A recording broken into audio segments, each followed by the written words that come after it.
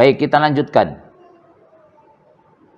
Wa an Ali radhiyallahu anhu qala, benar situ ya? Lau kana ad-dinu birra'i lakana asfal khuf aula bil massi min a'lahu.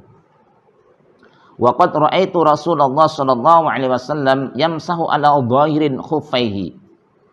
Akhrajahu Abu Daud bi isnad hasan. Dari sahabat Ali radhiyallahu anhu, dia berkata, jika agama menggunakan akal, pakai logika saja atau ra'yu, tentu bagian bawah khuf lebih prioritas untuk diusap daripada bagian atasnya. Sementara aku melihat Rasulullah sallallahu alaihi wasallam mengusap bagian atas khufnya. Itu loh. Ini hadis bisa dipahami pertama bahwa agama itu berdasarkan Al-Qur'an dan Sunnah. Tidak pakai logika. Walaupun untuk memahami agama juga perlu logika. Tetapi yang penting itu dalilnya. Misalnya, Bu Yuni ditanya, kenapa daging babi itu haram? Jangan ngomong macam-macam. Emang di Qur'annya itu haram, udah. Jangan ngomong, oh ada apa cacing pita dan tetek bengek. Entar aja itu mah. Jangan pakai logika dulu. Udah apa? Ya haram, kayak memang nas Qur'annya haram. Khurimat alaikumul maitatu waddamu walahmul khinzir. Itu. Jadi kita itu dalam agama itu berdasarkan dalil, yaitu Al-Qur'an dan Sunnah, bukan dasar akal. Itu loh. Sebab kalau akal, kadang yang ketut apa? Yang ketut duburnya toh. Yang dibasuh muka. Iya kan? Kenapa duburnya? Udah jangan pakai logika dulu, walaupun nanti ujungnya tidak bertentangan dengan akal sehat. Pasti ada hikmah yang lebih tinggi daripada cakupan akal kita. Hanya saja yang pertama yang kita lakukan adalah ada dalilnya atau tidak. Bagaimana dalil Qur'annya dan Sunnahnya, bagaimana menurut para ulama. Itu. Maka sahabat Ali radhiyallahu an mengatakan, andaikan agama itu berdasarkan akal, maka yang namanya khuf itu kalau diusap itu yang utama yang mana? Bawahnya. Kenapa? Yang bawah kan suka apa? Kotor kok. Itu loh. Ternyata kata sahabat Ali, wa qad ra'aitu Rasulullah sallallahu alaihi wasallam. Benar-benar aku melihat Rasulullah itu mengusap khuf itu di atasnya, bukan di bawahnya. Di atas telapak kaki, bukan di bawah telapak kaki. Ini menunjukkan bahwasanya memang agama itu berdasarkan apa?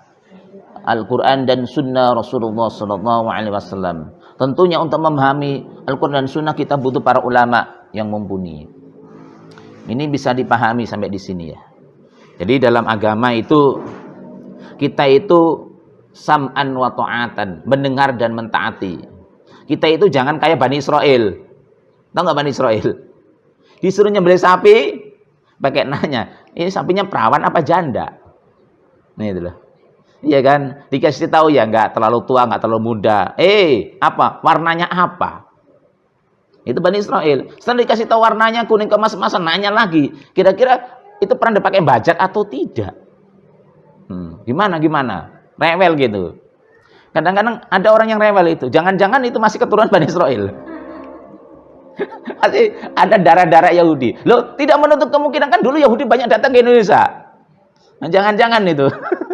Walaupun kita ya tidak ada hubungannya keturunan kan dengan masalah dosa kan. Tapi gen itu bisa mempengaruhi.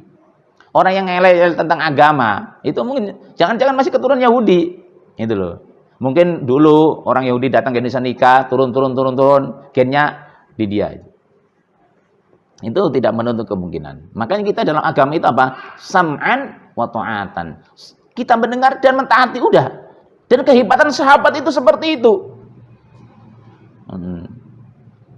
Makanya ketika Rasulullah dilihat oleh sahabat Umar mencium Hajar Aswad, mencium Hajar Aswad. Itu loh. Karena memang itu yang dilakukan Rasulullah. Sam'an wa ta'atan. Kita itu kan banyak ngeyelnya. Kenapa sih Ustadz jilbab wajib gini-gini, tapi nggak pakai jilbab? Saya sering ditanya anak-anak muda, kenapa Ustadz pacaran haram? Tetap aja dijelaskan, tetap pacaran aja. Jadi nanyanya itu hanya pengen tahu doang. Kalau para sahabat nanyanya itu pengen tahu dan diamalkan. Dan para sahabat itu nggak rewel. Lihat ketika turun ayat hijab, langsung wanita Ansor. Apa itu? Pakaian yang lebar dirobek untuk menutup kepalanya. Nggak pakai nanya kenapa. Ketika ada perintah tentang pengalian kiblat, tadinya kan di Baitul Maqdis kan menghadapnya.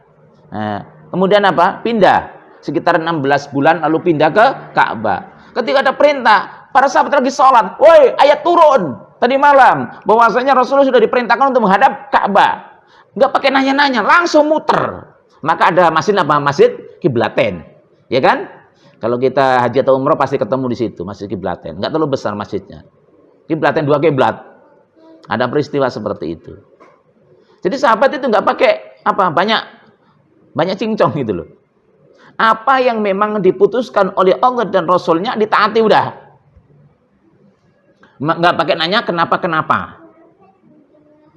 Lihat aja dalam riwayat itu para sahabat nggak pakai nanya kenapa, langsung taat. Ya kalau kita sekarang kadang kenapa sih takbir harus begini, kenapa ruku harus begitu, apa hubungannya? Ya itu ada perintahnya. Memang secara Al-Quran dan Sunnahnya memang seperti itu. Nanti pasti ada ketemu hikmah yang lebih tinggi. Oh kenapa begini, ada hikmahnya. Nah, baru tuh hikmah nanti ada. Itu belakangan tapi. Kan begitu, belakangan. Bisa dipahami ya. Kenapa kita nggak boleh minum darah? Ya udah Qur'annya memang seperti itu. Baru nanti ketemu hikmahnya. Banyak sekali. Jadi Al-Quran dan Sunnah itu dia tidak bertentangan dengan logika yang sehat. Nggak bertentangan. Itu loh. Justru Al-Quran dan Sunnah itu yang memandu akal. Bukan akal memandu Al-Quran dan Sunnah. Itu loh. Sehingga kalau akal memandu Al-Quran dan Sunnah ini repot. Namanya zina itu kalau memerkosa Ustadz. Kalau suka sama suka nggak apa-apa. Kan sudah ada keluar itu ucapan seperti itu. Apa bedanya antara pelacur dan ustadz? Ustadz ceramah dapat amplop, pelacur jual apamnya dapat duit juga. Ini logika yang keblinger. Maka dalam kita beragama, kita dasarnya adalah Al-Quran dan Sunnah Rasulullah SAW. Maka kita berpegang pada keduanya, maka kita tidak akan tersesat untuk selama-lamanya. Jadi sudah diwanti-wanti oleh Rasulullah SAW, aku tinggalkan 2 hal. Ketika kalian berpegang pada itu, maka kalian tidak akan tersesat selama-lamanya, yaitu Al-Quran dan Sunnah Rasulullah SAW. Enak gitu loh kita itu, enak. Jangan macam-macam. Karena semua apa yang lakukan dalam ibadah itu semua merujuk kepada Rasulullah SAW. Sampai baca Quran pun dari Rasulullah. Nggak bisa kita gaya-gaya sendiri. Itu loh. Panjang pendeknya kan dari Rasulullah itu. Ikhfa idhari dari mana? Dari Rasulullah. Ada guna, ada api dari siapa? Dari Rasulullah. Cuma namanya nggak ada. Tapi prakteknya memang dari Rasulullah SAW. Makanya dalam agama itu. Ya mau sholat ada syariat wudu ya wudu. Seperti itu. Jangan ngeyel. Banyak orang ngeyel. Ada orang cerai 4 masih satu rumah. Ya tat, kasihan tat, Allah juga kan maha tahu katanya. Loh gimana? Lu kalau cerai mah cerai aja gitu. Jangan Allah Allah kan maha tahu. Iya Allah tahu. Nah, tapi ya tetap hukum harus jelas gitu loh. Hukum itu harus jelas. Jangan hukum itu nggak jelas. Islam itu kan hukumnya jelas. Kalau haram ya haram gitu loh. Salah masalah, benar yang benar gitu. Jangan kita ngeyel gitu. Jangan kayak orang Yahudi. Ngeyel mulu apanya. Bisa dipahami sampai di sini. Jadi kita dalam beragama jangan pakai logika tetapi pakai dasar Al-Quran dan Sunnah.